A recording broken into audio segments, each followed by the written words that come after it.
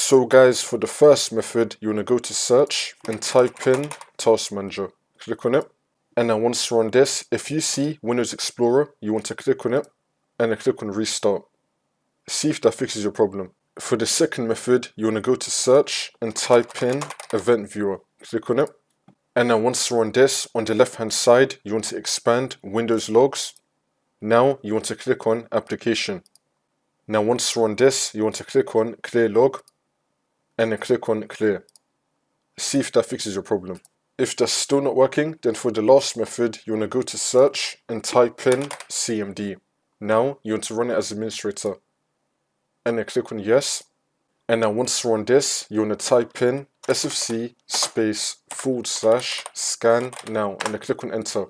And you now want to run this scan. Wait for this to load. I'm going to skip the video to when the scan will be fully completed. And now once that's been done, you want to restart your computer and this should now fix your problem.